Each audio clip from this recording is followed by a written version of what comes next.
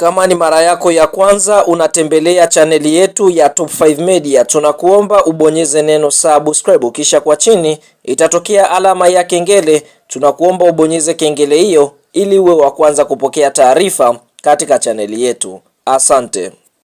Bwana, mchezo mkubwa wa mzunguko wa 4 ligi kuu ya NBC ambao tumetoka kutazama siku ya leo kutokea katika uwanja wa Uhuru uliopo jijini Dar es Salaam, mchezo ambao umeweza kuanza majira ya saa 1 usiku. Ni mchezo ambao umemkutanisha mwenyeji ambaye ni klabu ya soka ya Simba Sports Club dhidi ya wagosi wa Kaya Mangush kutokea mkoani Tanga. Fahamu mchezo huu ulikuwa ni wa kuvutia sana, hususan kwa jinsi ambavyo timu hizi zimeweza kuleta moja ya mchezo bora kabisa mpaka sasa katika ligi kuu ya NBC. Fahamu katika kipindi cha kwanza klabu ya soka ya Simba waliweza kutengeneza mashambulizi mengi kupitia kwa wachezaji wao akiwamo Morris Abraham, bila kumsahau mchezaji kama Ibrahim Dombia, na wachezaji ambao walikuwa katika uhai mkubwa katika kipindi cha kwanza, lakini mpaka mwamuzi wakati anapuliza kipenga chake kuashiria half time, basi kwa upande mwingine timu hizi zilikuwa zimetoshana nguvu ya sare ya 0-0, na ndipo mtaalam Steve Barker katika kipindi cha pili akaamua kufanya mabadiliko na kuweza kuingiza wachezaji ambao moja kwa moja watakwenda kupeleka pumzi ya moto ndani ya kikosi cha timu ya soka ya Coastal Union. Na Simba kwa upande mwingine tunashuhudia katika dakika 74 kupitia cross ambayo ameipiga Anicent Yaura, mchezaji ambaye ameingia katika kipindi cha pili, basi moja kwa moja Ibrahim, mchezaji anayefahamika kwa jina la Ismail Ture, akaweza kuiandikia klabu ya soka ya Simba bao la kuongoza, na tunashuhudia Simba wameweza kufanikiwa kuibuka na ushindi mbele ya kikosi cha timu ya masoka ya Mashujaa. Tunashuhudia katika dakika ya 85 kuna mkwaju wa penalty ambao Elimpanzu aliweza kuchezewa rafu ndani ya box, lakini mwamuzi wakati baada ya kujiridhisha akaweza kuhukumu tukio hilo kwamba si penalty halali. Kabla ya kuendelea mbali, basi una nafasi ya kutuambia, je, ile ilistahili kuwa penalty halali kama haikustahili kuwa penalty? Kwa sababu ukiangalia kulikuwa na contact kati ya mchezaji wa kikosi cha timu ya soka ya Coastal na mchezaji wa klabu ya soka ya Simba ambaye ni Elimpanzu. Fahamu mara baada ya mchezo huu kumalizika, tunaona kwa sasa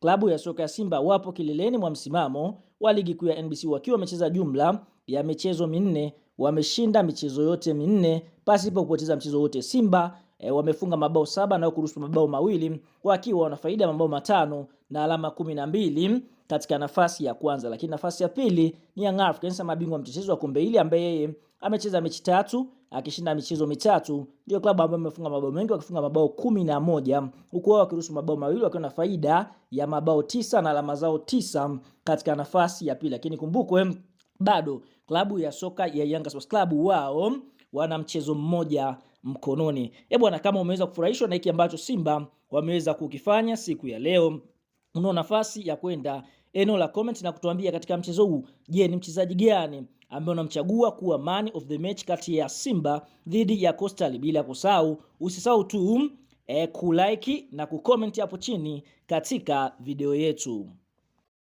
Sasa mara baada ya mchezo wa klabu ya soka ya Simba Sports Club na kikosi cha timu ya soka ya Coastal Union na Mangush kutokea mkoani Tanga kumalizika na klabu ya soka ya Simba kuweza kufanikiwa kuondoka na alama 3 kwa ushindi wa bao 1-0, kupitia meneja habari na mawasiliano wa klabu ya soka ya Simba ameweza kufunguka maneno yafuatayo. Anasemaje? Cha kwanza ameaposti matokeo ambayo wameweza kuyapata, kisha akaandika hivi: mechi ilianza kama nyepeshi, imeisha kama ngumu.